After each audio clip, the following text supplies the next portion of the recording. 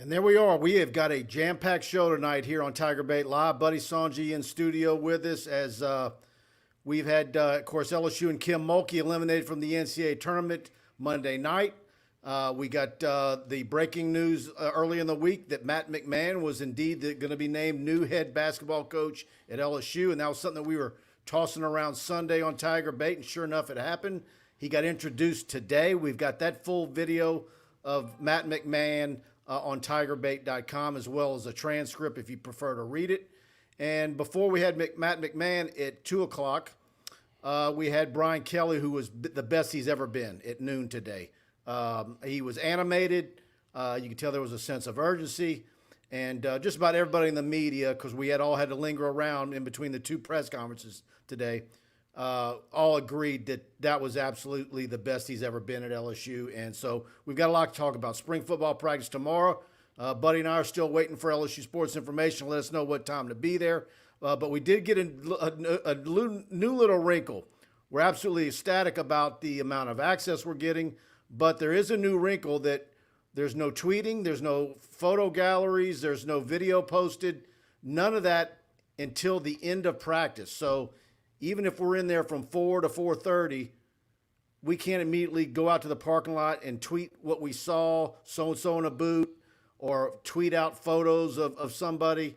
We have to wait until practice is over. So we're assuming LSU is going to either send us a text alert saying, okay, you guys are free and clear, practice is over, or maybe they'll just over time give us an arbitrary time of 6:30 or something, and then you guys, LSU fans, are going to get inundated from all corners of media with everything that we've come out with. So Buddy and I are going to be doing practice reports, and of course brought to you by Bart Smokey. This show, though, is brought to you by Pride Roofing, and we can't do it without Mike and Alex. Mike Faraday, Alex Martinez at Pride Roofing, 855-PRIDE-16. We're going to talk about them a little bit more later in the show, but welcome in, buddy. Yeah, good to see everybody again. We're trying to get a little consistency back with this Wednesday at 8 o'clock. Of course, Tiger Shark being cognizant of the fact that we're going up against LSU baseball, but we wanted to parlay the two press conferences and be able to talk about that. And, oh, by the way, Mother Nature shut down LSU baseball last night, so the Tigers are playing right now. And Louisiana Tech was a decisive winner earlier in the year in Ruston and scored double-digit runs and had their way. Of course, it was 36 degrees. Well, pretty good weather out there. And the Tigers are just not playing with a lot of confidence. They're flipping the switch. You know how you flip the switch and sometimes the bulb burns out? Right now, you flip the switch and the bulb is burned out, and we'll talk about that. Well, but, here's the thing about that. We didn't want to go up against LSU baseball. We try not to. Yeah, of course not. We had planned to go tomorrow night, but with the weather, we thought we were gonna go to last night because we figured, okay, we were supposed to have McMahon yesterday. Mm-hmm. No, we were supposed to have Kelly yesterday, wasn't it? Yes. Kelly yesterday, and we thought maybe we might get both of them yesterday, right, or one yesterday, one today. So we figured at least we get one or both of them yesterday, and we talk about that last night, and then we knew baseball had already been. But anyways, it's to the point now with this LSU baseball team, and I think it's going to be a long year. I don't see the personnel there for it to come together. I just don't. Well, particularly in the pitching. So while I want to avoid baseball, if it comes to, where we've got issues and we're trying to get it in because we got practice reports, I'm not going to avoid going live because we're going against LSU versus Centenary on a midweek game when they're looking like this. You the boss, man. And look, speaking of that, since we last have done this show, Mike, LSU, of course, got beat on that Friday with the Arkansas game in the SEC tournament. Inexplicably, it moved on very quickly as Will Wade got fired, did not have a chance to tell his team goodbye. As we saw other teams in the SEC, the highlight of the first weekend for SEC teams was Kentucky on St. Patty's night, getting beat by St. Peter's. That was glorious. SEC struggled, only one team to the Sweet 16, Arkansas. They're going to probably lose to Gonzaga, the number one overall seed, tomorrow night. But since we've been on, Will Wade got fired. The gymnastics had a rough first rotation on bars, and they finished fifth. Now, they will get a chance to be in the Raleigh Regional next Thursday. But the women won a game for the first time in years in the NCAA dance. A really good game. Jackson State, you were there. Man, the Jackson State people really, really kicked it up a notch, and that made the Tiger. They were a great fan base. They were. I'm telling you, They were a great team, too. And that, I'm telling you, That was loud. I'm showing my age, but I was there in 1986 against Memphis. And even though the upper bowl was only about maybe a third full, it was as loud as it was in 86 when Anthony Wilson picked the ball. I mean, I'm telling you, I was on press row, so right on the court. And I'm telling you, I joked, I said, I wish I would have my decibel meter, and I meant to bring it Monday night. But Monday night was not as loud as Saturday. But Well, they didn't have anything to cheer about. But, yeah, I mean, anytime LSU was looking like they were going to make a run, Ohio State would go right down the court and hit a three or a layup, catch LSU celebrating and not getting back on defense. Ohio State answered every single time. But either way, it was a magical year for LSU women's basketball. Mulkey is a finalist for National Coach of the Year, Naismith. And I don't know. I enjoyed that. And I think a lot of people that I've talked to have never been to women's games. And they're buying tickets. They've got tickets to a few games, individual games this year. They're buying them. So I think those numbers are going to go up. By the way, Friday night, we didn't really get into it, but most of you know it was a struggle. 59-54 lost to Iowa State. Not a lot of guys on their game.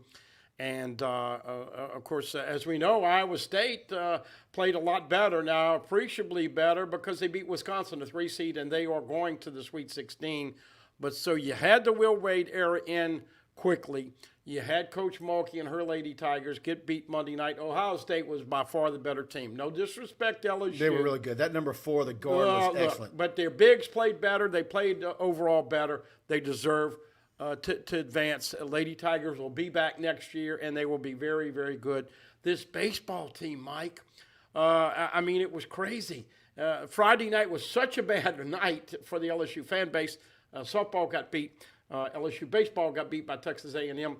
Men's basketball got beat. I mean, it was a horrific weekend. Of course, Kim Mulkey and them won on Saturday.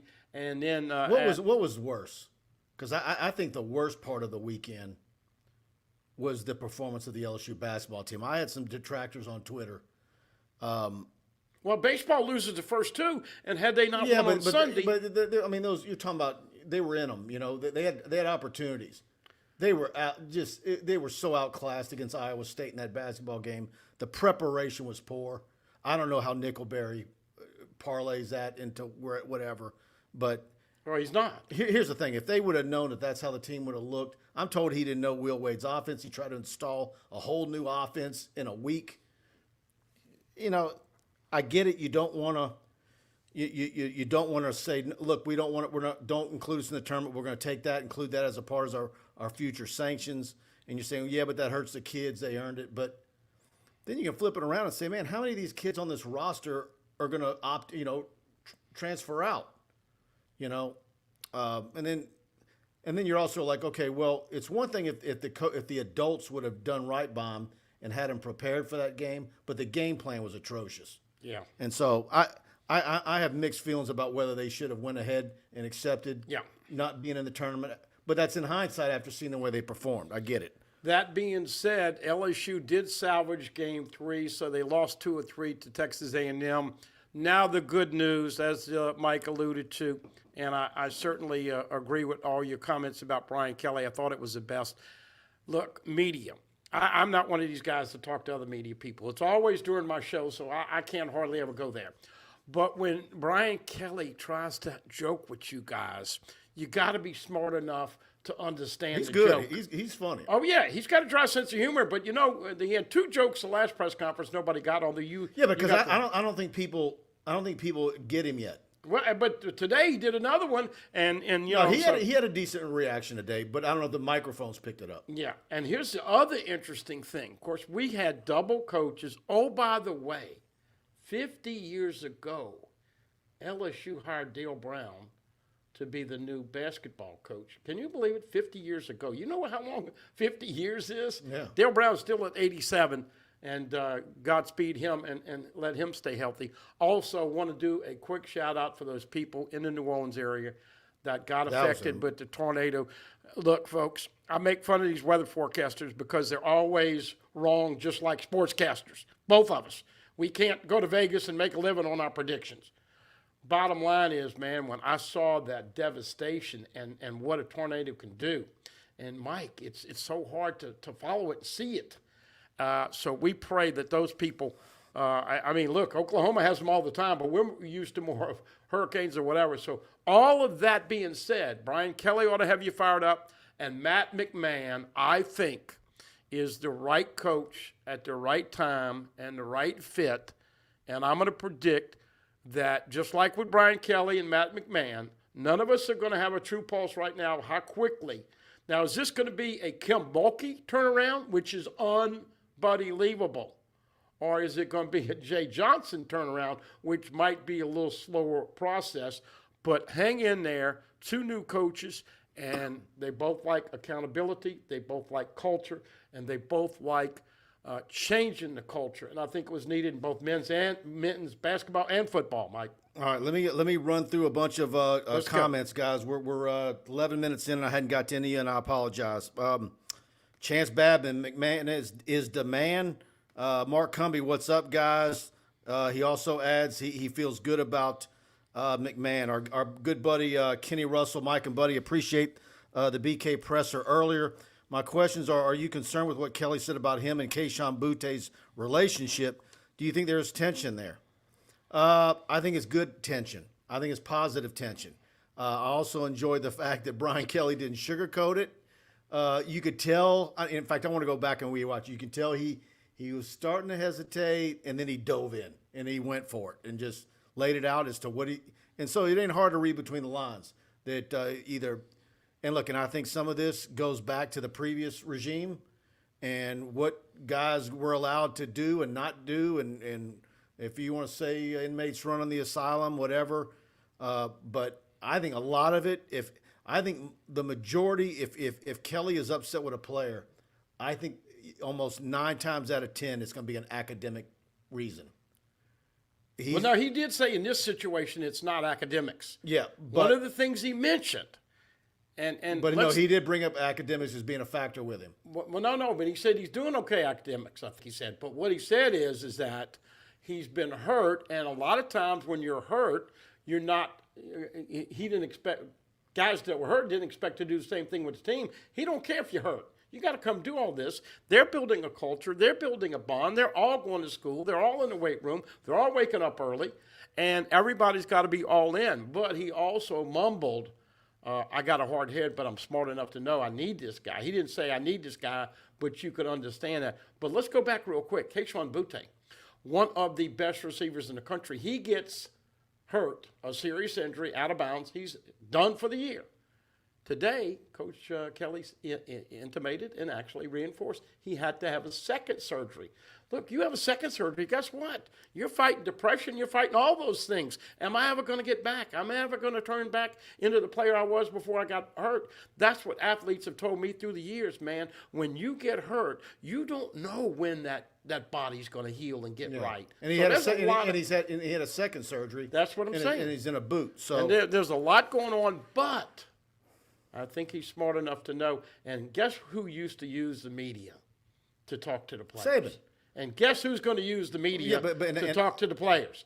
Brian Kelly. And he did it today with the quarterbacks, and he did it today you just did me a favor. With Butte. You just did me a favor. You brought up the S word, so I don't have to, because I was about to bring him up. But I think I think where they're similar is that they're going to be hard on the players, but the players are going to find out how rewarding it is when they succeed by doing things his way. I think he's that way with his kids. I think he's going to be a guy that he's going to make them puke their guts up, but when the rewards come, it's going to be all worth it to them. That's how Saban was. So easy analogy I can say. You know how your dad tells you something when you're 21 and you're 25, and you go, oh, man, my old man is crazy. And then you get to be 35 or 40 and 45, and you're a parent, and you call your dad up and you say, hey, Dad, I love you. I know what you were trying to do for me then. It now clicks now that I'm being a dad. That's what's going on with this football team. Yeah, exactly. That's the extended version of what I'm saying as well. Pat Mashburn, good to see the two of you. You as well, Pat. Hey, by the way, let's give a shout out to Jack and the year he had. And let me tell you what, Pat, you got to be proud of Jack Mashburn because he played like Caleb Pointer. And if you don't know how Caleb Pointer played Monday night, then you missed a game. But Jack Mashburn left it on the field. And even though they are thin and they're looking for tight ends, I hope the most success for that kid. That kid's going to continue to flourish. Oh, by the way, did you hear what Brian Kelly said about Jack Besh? Yeah, I mean, he's fired up. He talks about preparation, and that's one of the things when I talked last year about the other receivers. When I look at Brian Thomas and when I look at Chris Hilton, I wish they had some Jack Besh in them, where they're fighters. Talk smack, get mad if someone gets a little rough with them, or ready to lay the hit themselves. Competitor, don't like to lose. I would love to see that out of those other two wide receivers. I think there's a lot of guys on the football team that if they had a little Jack Besh mentality, they'd be a lot better off. But Chris Hilton, watch what he does. Number 17. Oh, by the way, caught that great long pass in the bowl game. Last Tiger to catch a touchdown pass, and I'm going to disagree a little bit. I don't think you're going to see so much yapping. I don't think you're going to see all that jumping up and down and getting in people's face and you talk better than you play. I think that's out the window with the culture change. Blaine Lord, his son Boone is a fantastic quarterback, class of 2024, Brentwood School in Los Angeles. And he's coming to camp in June. He's got a slew of offers, Georgia, Ole Miss, Arizona, and some others. And so that he's going to be a camper at LSU in June. So, and of course, his older brother, Cole, ended up, it was a walk-on situation, ended up went to Texas. Blaine Smith, good evening, guys. LSU is struggling tonight versus Louisiana Tech. You got a score update? I turned it off as 4-0, but I'll just say this about the baseball team. When you are going good, Mike, they say the baseball looks the size of a beach ball. Right now, the baseball looks the size of a marble. And when you see Dylan Cruz and other guys taking called third strikes, you're not seeing it. You're not visualizing it. You don't have the positive karma. I'm not going to talk about the jokes that baseball players have to break a slump, but go get you one tonight. Roy Holloway, LSU baseball has 40 errors in 20 games. That's why this program is on the rocks. Well, I tell you what, that was the other highlight of my weekend, was Jay Johnson's Sunday press conference, where he laid out, this is what it is. One day, every Tuesday nights, Wednesday nights to be determined, Friday nights, Saturdays, Sundays to be determined. I've got an idea. I'm going to move some things around. But one day we're going to have where you're going to know who your Friday night starter and your Saturday night and your Sunday starters and even your midweek starters. But we ain't there right now. And so he doesn't sugarcoat it. He's not in fantasy land about what he's working with. And what do you got, 14, 16 pitchers on the roster? Yeah. Something like that. And I keep asking the question, if you could trade them all in, how many would you keep? 3, 2.5? Oh, no. They got more arms on that. But listen, I'm going to give you a little You sure? quick. What? You'd only keep 3 pitchers on the staff? If you could make trades. No. They got, look. You got some young guys. Like they gave Will Helmers a chance again tonight. And he laid an egg. Guess what? No more. Okay? There's a whole lot of laying eggs by that whole staff. Well, yeah, but there's also some good stuff. Paul Gervais is a right-hander, tallest pitcher in LSU history. Samuel Dutton, Grant Taylor, they've got some pitchers. But, Mike, this is a philosophy, and I used to talk to Paul Maneri about this many years ago. You know what Jay Johnson is feeling, huh? It's real simple, folks. LSU football went into the frickin' tank, and they are the firing. And guess what? LSU basketball, after 15-1 start, went into the tank. and they had a firing. Guess what? The third major sport. There's pressure from football losses. There's pressure from basketball losses. And all of a sudden, because LSU fans live vicariously through these shirt sleeves and these teams, now all of a sudden, Jay Johnson, everybody's sitting here. He's a bum. He doesn't know this. He doesn't know that. He inherited about 75 to 80% of this roster. Let's take a chill pill. But trust me, they've got the number one. He's going to get it right. They've got the number one recruiting class. Mike, Javen Coleman. Believe me, he's as critical of this team than any nega Tiger. He is. I mean, he laid it out Sunday. I enjoyed that Sunday press conference. But my whole point is that there's more pressure on the players and the coaches right now because of what happened in football and basketball. And that is an LSU trend I've been watching for years. Trust me, in 2019, when you had that football season, they could give a sweet, happy A about basketball and baseball because of what just happened on the football field. So let's give a guy a chance. Oh, by the way, it's pinstripe unis. Love them. I like the name on the back of the jersey. Yeah, I don't like the state. No. We love Louisiana. I don't like that. I want the name on the back of the jersey. First game. I'm with you. I don't like that at all. But let's go ahead and hear from Mike Faraday and Alex Martinez with Pride Roofing, who make this show possible each and every week. Hi, I'm Michael with Pride Roofing. I'm Alex. Were you affected by Hurricane Ida? Insurance claim, no problem. Are you concerned about the shortage of building materials? We have what you need. We're licensed residential and commercial contractors. In Louisiana and Mississippi. We install shingles, metal, and commercial roofing. From Baton Rouge to Slidell or Houma up to the North Shore. We got you covered. Call Pride, 855-PRIDE-16. Pride Roofing, the official roofer of TigerBait.com. Like to thank Mike and Alex as always, and they're continuing to roll it. Did two of them last week. In fact, several guys, both of them that I emailed, need to get back with me. Check your email box. But they're going to continue to run the promo. You call them at 855-PRIDE-16, whether it's for your residence or your business. If you need a new roof inspection, or just wanting to get an idea of what your roof is going to cost to get redone, with a free roof inspection, they're going to pay for you to get TigerBait Premium free for a year. And so you cannot beat that. And of course, anywhere in South Louisiana, South Mississippi, Pride Roofing is who you want to call and use. And they're absolutely the best there is. Hey, I had Mike and one of his salespersons on the show with me. We kind of had a conference call, and he hooked him up on the phone. We were talking about the job he does. He has really specialized people in all these area, folks. It's not just residential metal and commercial roofs, although now that Crown Metals has been acquired by Mike and Alex, it has totally changed the game. But we had this salesman, and we were talking about it, and I had a buddy of mine, and he was getting ready to redo his roof from one of his buddies, is a family friend.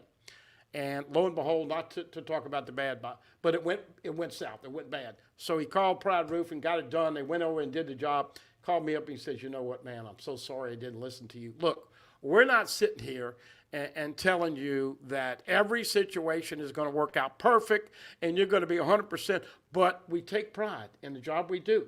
And if there's something that is meticulous and something that needs extra care, trust and communication, pride, those are the things that we worry about, deal with, and you and I have sent people over to there. I don't know one unhappy customer that's going over there. 275-2041 in Baton Rouge, 855-PRIDE-16. Trust me, you won't be disappointed. But what I like, they sharpen the pencil. Remember on the deals, I had 2 or 3 people. Man, they're higher. Can we sharpen the pencil? They want your business. They're going to get it, but they're going to treat you like a king or queen afterwards as well. Absolutely. And I have the pride. Stop by and visit them. They're right there in Albany, right on Florida Boulevard. Go see their operation. Go see all the shingles in that yard and the stuff that they actually make in-house, all that flashing. There's no builder-grade materials that they're going to be putting on your roof. And so, and they're the best of the best. Mike Faraday, of course, a Broadmoor High grad. I grew up with him right there in Sherwood Forest, him and his family. And, of course, he's also an LSU grad. So give him a call, Pride Roofing. Tammy is Mike's wife. Of course, Yessie is Alex's wife. and they are the cornerstones of the business in Albany. And once again, we'll take your phone calls. Kenny Russell, Mike and Buddy, what position group besides quarterbacks are y'all most eager to watch during spring practices? It's offensive line. I think it's like that for everybody. And defensive line. Frankly, you know, you look at the personnel in that offensive line, and there's a lot of high-rated, high 4-star guys out of high school, 5 stars. And, you know, is that group going to start, many of those guys, are they going to step up and be the guys? Some of them have now been in the program 2 and 3 years, and, you know, we haven't been seeing it. And so, but, you know, everybody runs in tomorrow, they want to see the quarterbacks, okay? And so, of course, and depending on, you know, where the offensive linemen are at, you know, I'm going to look. I want to see center. Who's working at center? How do they look? By the way, Garrett Dellinger is hurt, and it looks like he's going to miss. Major Burns is hurt still with the foot. He did not mention Walker Howard. I wanted to get an update on Walker. But you mentioned it a little while ago when you talked about it, even though if you're hurt, he wants you involved. Yeah. So I know Walker's been involved in everything that he can do. Now, I don't know if he's going to throw tomorrow because we were told 6 to 8 weeks to let it rehab. But if it's taking a ball from center and rolling out, and maybe he doesn't throw it, you know, I don't know how they're going to do it. We're going to see. But and Walker's a competitor. He's going to try and do everything he can and push the limits. But he'll get there. He'll get his time. But the important thing is that Nussmeier, Brennan, and the new guy, I can't wait to see him tomorrow. Of course, Jaden Daniels. Hey, I mentioned this on your site. Jaden Daniels wore number 5 at Arizona State. Well, guess what? He's wearing number 5 at LSU. And Garrett Nussmeier is going to wear 13 now. And I think with Jaden Daniels, I think some Louisiana food might do him a little good because I think a little weight on him might do him some good. But, you know, that was one of the things I asked Coach Kelly today. It's not often the microphone makes its way to my row where I'm – but – no, I kid. A lot of times that's a personal joke. Although Cobble didn't dominate the press conference. Well, I go into press conferences saying, "What's the over and under on Cobble? How many questions can he get off?" Sometimes Jacques beats him. Yeah, Brody Baylor. But yeah, but I got one today. But it's mainly, you know, look, you got a new strength coach for the first time in 20 years. How are these guys taking to him? And I like Kelly's answer. He said, "Ask them. You know, you're going to get a chance to talk to players." And I'm curious to see what they think. By the way, Kenny, Mike and I usually talk, and we kind of have an agreement that, look, I'm gonna look at offense. You're gonna look at defense. I'm going to see 2 new corners, Mekhi Garner, and this kid. And by the way, we have homework tonight, folks. All these numbers are new. We got to figure out if these heights and weights are new. We need to know how many years they have, what kind of experience they have. You got a Big 12 corner that's been really good and started for 4 years. And this kid from ULL, I don't know if you heard this, Brian Kelly said he's got NFL potential. So those 2 guys have a chance to start at corner.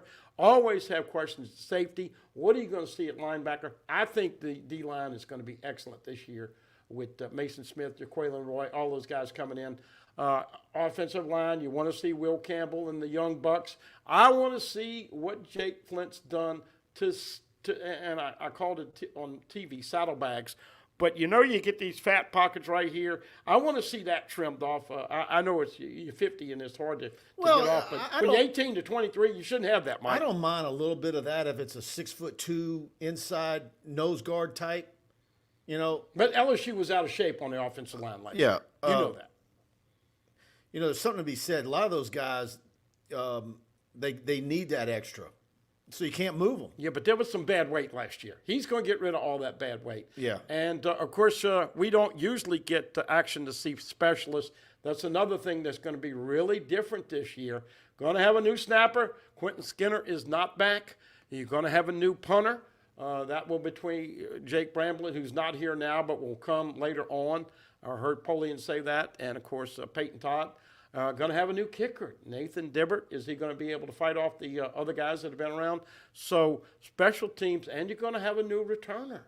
Obviously, Trey is gone, and so It's going to be fun, but I got work to do just so I can be able to, once I get out there, when I see 12 or 24 or 53 or whoever, I want this brain to be able to tell me who it is.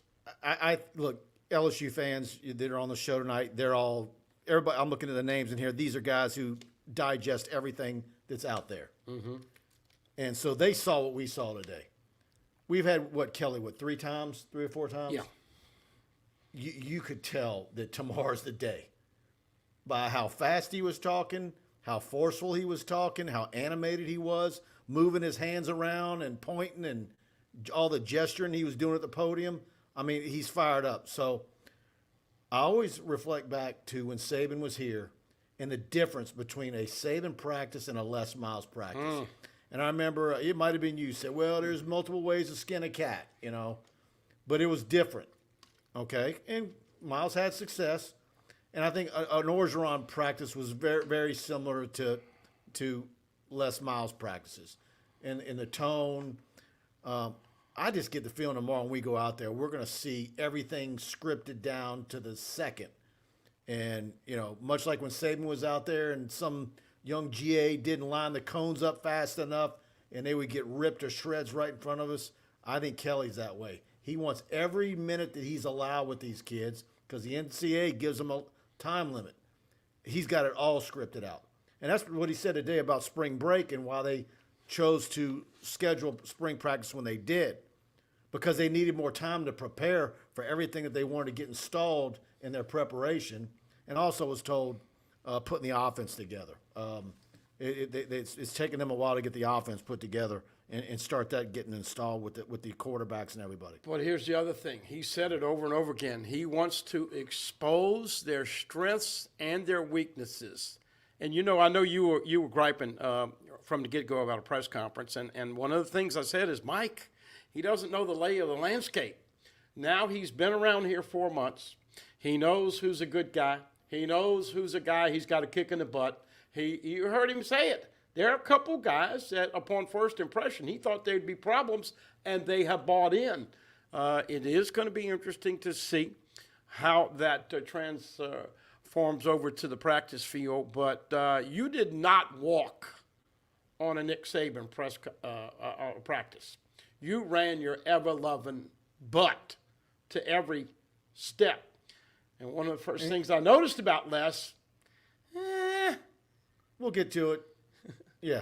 It's a damn strong football team. No, but did you see they want to walk in practice, buddy? What the hell do you know? Yeah. I mean, look, the guy won a national championship. God bless him for giving us that highlight. The only team in the last 2-3 decades to win with 2 losses, or maybe ever. That all being said, you've got 3 practices where you can't be in full pads. And you have the spring game. So you have about 10 or 11. He's going to hit. But you have about 10 or 11 practices, and he's going to set the table. And let's be honest, after spring, there's going to be some guys that figure out where they are on the depth chart and go bye-bye. On the flip side, he's going to pick up some guys from the transfer portal. And something else, there's no way you can tell me that once this gets started, he's probably already has butted heads with the medical people. I think, when we talk about things getting soft around LSU over the last several years, I think it was a lot of because there was differences with the medical staff. I'm not saying he's a throwback guy and he's going to overwork them the way Les Miles did, but he's going to insist that they get the physical work done. And so that way you don't have an offensive line that you feel 3rd and 1 is a passing situation like it's been the last 2 years. No disrespect. We had excellent relationships and friendships with Tommy Moffitt for the last 20 years. This will be an appreciably better conditioned football team starting tomorrow. Yeah, I think they've been putting in the work. And go check out the hype video. Did you see it? Yeah, I did. Great hype video that the LSU football program put out today. It's linked on the front page of TigerBait. And by the way, right now, if you're enjoying the show, please like and share. If you're watching us on YouTube, share it to your Facebook feed, Twitter, the LSU groups. It's very much appreciated when you do that. Helps us with the algorithm. And And also, too, we've got 2 premium updates breaking down each side of the ball. Brian did some great pieces going into spring practice for tomorrow. That's on the front page of TigerBait. But you want to go subscribe. Choose the annual package. You're going to get our text alerts for breaking news. You're going to get our newsletters. Tomorrow we're going to have photo galleries, practice video, Buddy and I doing post-practice analysis, practice reports on the message board, Q&A on the message board.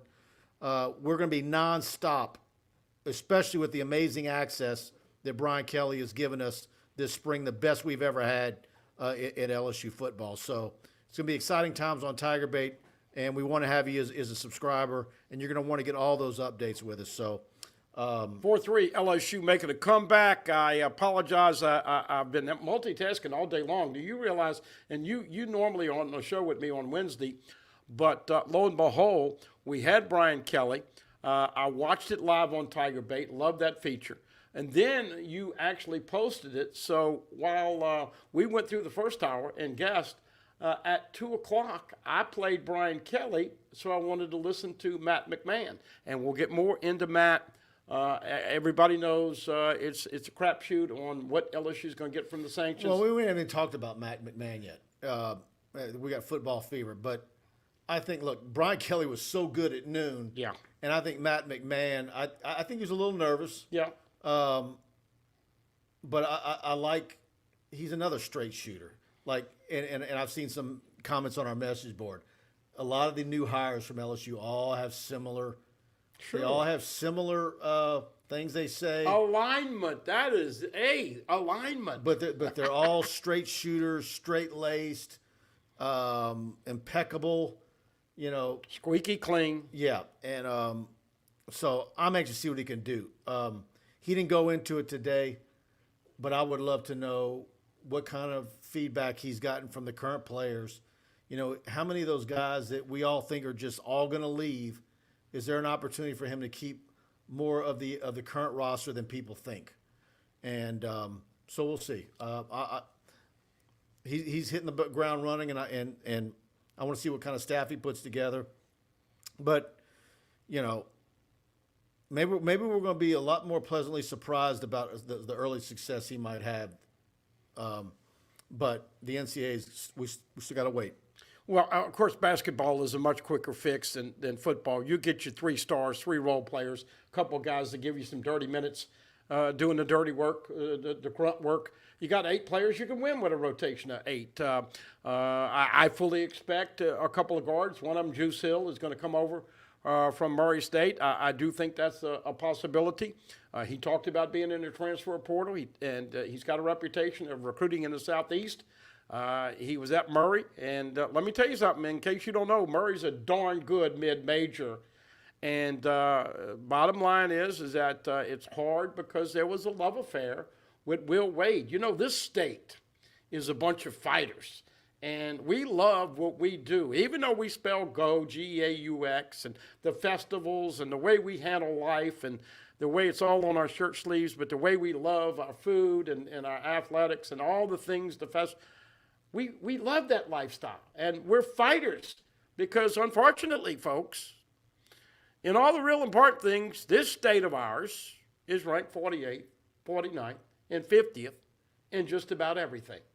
And so that makes everybody that's an athletic person and follows athletics and live vicariously through life with athletics, it makes you like, I mean, Dale Brown 50 years ago was hired, but he had the challenge to go fight Kentucky and ended up beating Kentucky.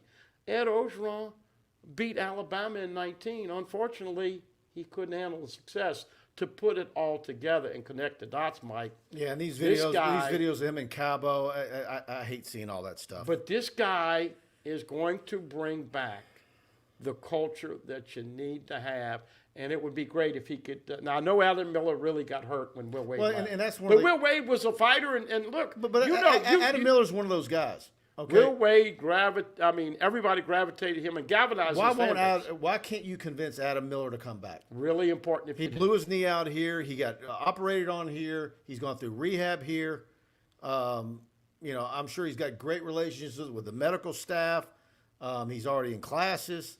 That's a guy that you ought to be able to hold on to, But my point about Will Wade is that he brought interest, and he, once again, Mike, brought that mentality, us against the world, and that's why I think so many people gravitated to Will Wade, besides the recruiting and making basketball fun again. When I was at Phil's Oyster Bar last week and he walked in there, he was like a folk hero. What? You had lunch with the coach? Man, this guy. No, I didn't have lunch with him. He walked in the door. I was already there, but I did talk to him for about 20 minutes. Yeah. And unfortunately, everybody coming up and hugging him, and poor baby, the waitresses in there, and But Matt McMahon is going to do a hell of a job. It's very hard to try, but if you get, let's say, 3 transfers that can really play, and what wins in March? Guards. And by the way, I'm not a regular at Phil's. That's actually the first time I've ever been there. I thought you were trying to get him to sponsor a pool boy for you. Yeah. But anyway, it is a changing. When you think about it, just very quickly, we went through, 19, everybody knows the ecstasy. And then the pandemic, and life has been turned upside down for a couple of years. Now we're finally getting away from the mask and going with full attendance to the sports. And yet it's still been stinking. You still need a clothespin. But look at what's happened just here in the last couple of years. You got Brian Kelly. You got Kim Mulkey, which is going to be a home run hire. She's a Hall of Famer. And they're going to be really good next year. Next year, they're going to be really good. By the way, the following year, they're going to be awesome. I don't have the names yet, but there were recruits there. Absolutely. They're going to get There were recruits there Saturday. I don't know what she had Monday, but there was recruits there on Saturday. Big girl from Mississippi State, 6'2". She's probably going to come. She's really been to good. Texas and Tennessee, though, also. Yeah, I just think that Kim Mulkey will end up. How can you say no to her? Yeah, exactly. But then, of course, as we said, with Jay Johnson, you're going to have some patience. But now Matt McMahon, this is a new era for the LSU fan base to have 4 relatively new coaches all in that same time. I've had this comments on the screen for 10 minutes. I know it, guys. PCG and BIG. I don't know what all it is. What did Skinner do to get the boot? Well, it's an academic deal. I think he's got to get. There was a mess up. I don't know who blames who or whatever, but what is notable is the fact that even though you don't see him on the roster today, he's not in the portal.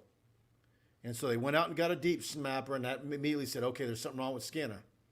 And he was ineligible for the bowl game. Right. So, but I don't think he's going anywhere. So I think he gets his academics in order, which he's working on, and then he'll show back up on the roster. So I don't think he'll lose a year. And so I think the kid loves it being at LSU, so I think that's all it is. I don't think he's going anywhere. But one of the other things Brian Kelly said is competition. If you don't like competition, LSU's not the place to be. So, look, they brought in a guy that obviously they look highly on. They brought in a punter. They brought in Jaden Daniels. I mean, this is a coach and staff that has been working their ever-loving butt off. I am as excited as heck to see. Once I get familiar with these numbers and this roster, we're going to have a better idea in a week or so what LSU looks, the framework of this I got to team. do all that tonight. I've been working on editing video out at LSU for a half a day, and so I got to go through all that tomorrow. But again, you don't want to be. Check us out on TigerBait. Nobody's going to do spring football coverage better than we are, and we want to have you on board with us. And I want to talk about another one of our dear sponsors, and that's my good friend Tony Freeman over at Assurance Financial. If you're thinking of buying a home, refinancing your current mortgage, or haven't found a lender you can trust, let me tell you about Tony Freeman with Assurance Financial right here in Baton Rouge. She's a dear friend of mine and someone who many of my friends have used for their mortgage needs repeatedly. Her knowledge and over 25 years of experience in the mortgage industry is unsurpassed.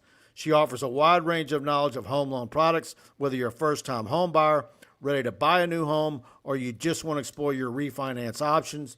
Tony can guide you through your next mortgage experience. You can feel confident you're making the best financial decision with Tony as your guide. Not only is Tony a huge LSU fan, but Assurance Financial is a proud partner of LSU Athletics. Call Tony today, 225-239-7150. Again, that's 225-239-7150. And tell her you heard about her right here on TigerBait.com. NMLS number 104765. equal housing opportunity, 70876. And trust me, now is the time. If you've been debating it, whether you wanted to refi or whatever your needs are mortgage-wise, if you've been delaying or hemming and hawing, now's the time to give her a call, because we saw a rate hike last week, and they're talking about 2 or 3 more within the next year with inflation and everything else going on. So you definitely want to have her on your phone, in your contact list, to keep in touch with if you're someone who's looking to make a move with refinancing your home, or if you're looking to buy a new house. Incredible attention to detail, great integrity, and let me tell you how strong Tony is. When you started that spot, LSU was losing 4-3. They have tied this ball game up, and oh, by the way, they are part of the LSU radio network. 4-4 in the bottom of the 5th. How many errors? I don't know. I hadn't seen the box score yet. Mark Chambers says, y'all, I am jacked up. I think Brian Kelly did that to a lot of people today. Our good buddy Blake Ruffino at RU Serious Sports. Brian Kelly, most impressive press conference by far, extremely impressive. So that Blake echoes what we were saying earlier, and really what everybody was saying. I just wish you had some sound bites that we could give Blake and Frenchie and others a shout out. Dane Bergeron, hey guys, late to the party. I'll be glad once this election is over. Good questions, Mike, at the BK press conference today. Thank you, Dane. He was fantastic today. And again, we got that, it's on our YouTube channel. Or if you find it easier, I've got it right there on the front page of TigerBait for you to check out. But he was absolutely fantastic today. And we're going to get him a whole lot during the season and spring. And we're also going to get the 3 coordinators. By the way, just be cognizant of the fact that we would normally not be going against LSU baseball. You know, I've talked about this before, but want to reiterate for those that are just tuning in now. We normally would not go up against LSU baseball. Of course, the game last night was postponed until tonight. Because of NCAA baskets tomorrow night, we couldn't go Thursday. And so Mike couldn't go on my show. We've been tweaking. Practice tomorrow, 2 press conferences. So that is the method to the madness. I think Saturday, I think maybe 10:30, 11. Tomorrow is going to be sometime 4-ish. But again, like I said earlier in the show, the content is going to come in a full mother load sometime between 6:30 and 7 o'clock, I'm guessing. Once LSU gives us, we're not allowed to put out any content, any tweets, any photos at all until LSU football practice is complete. So I don't know the thought process or the rationale on that, but we're going to abide by those rules, because that's the rules. LSU has 1 error, says Don Wheat. Thanks, Don. Ryan Eagle, what are the odds that Brian Kelly has calling Baton Rouge on his playlist? You know, when it finally gets to where he knows the media and everybody kind of lets their hair down, gosh, wouldn't it be nice to ask him, hey, Coach, you didn't dance with these recruits at Notre Dame. What's the biggest difference recruiting for LSU and the SEC against Saban, Kirby, Jimbo, Kiffin, all the others, Billy Napier? What's that like versus recruiting for Notre Dame, which has an incredible national appeal, and all the touchdown Jesus and all that? Besides Venmo, PayPal, checking accounts. But I'm just money wires. I'm just saying. I mean, Mike, this guy damn strong offer. Was stuffy over there, and he's dancing with recruits. I think he's trying to really fit in, but I think also there's one other thing that's obviously and plainly clear. He has a system that's worked. He knows what it takes, and every I is going to be dotted and every T is going to be crossed. And I think it's going to be fun for you and I to try to chronicle, be the eyes and ears of those folks out there, because we know there's this insatiable appetite for this stuff. Running backs. What's your take on the running backs this spring? How big is this spring for John Emery? Oh, this is his money year. John Emery is, and I look, they said on the quarterback reps, in case you missed it, who would get the first reps at quarterback? He said seniority. So I would imagine that would be Miles Brennan first, Jaden Daniels second, Nussmeier third, and Walker fourth. I would say that John Emery is a guy that's going to get the first reps at running back. Not that it's important. Corey Kiner, I think, is a guy. I want to see what Corey Kiner's body looks like. Look, we know he's low center of gravity. I thought that he was a little tad heavy. You got to run away from people in the SEC. I think he's going to be 5 pounds lighter when we see him tomorrow. Armani Goodwin, Coach Kelly did say, is back to health. Josh Williams, you can't get rid of him. The guy that walked on, I think he's got a scholarship now. Those four, and then you got others that will fill that role. So, oh, by the way, Trey Bradford, I think he's still on the roster. So you got a handful of guys to look at. And look, tight end, he's already saying he might have to move somebody from another position because tight end is so thin on the depth chart. And who would that be? I don't know. Yeah. I don't think any of us know. There's some tight end bodies that aren't getting used. Yeah. I'm saying guys that have tight end type bodies. Mm-hmm. But we'll see. No, I don't think this is happening. Do you think the team will keep one team, one heartbeat? Do you think Brian Kelly's going to say, go Tigers? No. Trey Guy, Mike got to be happy now that he's had a chance to ask BK a question. Patience is a virtue. Yeah, it is, but look, a lot of times I go to press conferences and I don't even ask for the microphone to ask a question. I've had a strength and conditioning question, so I asked that today. Basketball didn't even raise my hand to ask a question. And I think Kent was probably playing favorites. So,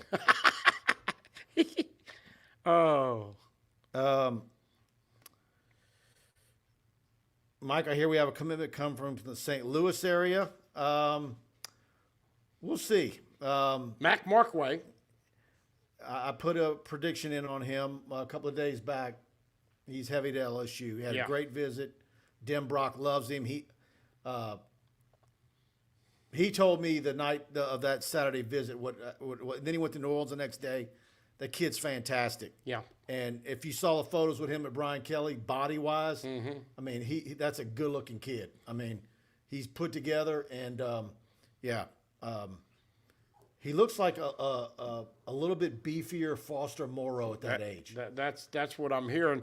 And I remember Foster when, Foster was taken on the last day, remember? Yeah. He was lucky to get an LSU call on the morning of signing day. You never know, folks, how they're going to come out. We've seen some 2 and 3 stars, Mike. Incredible.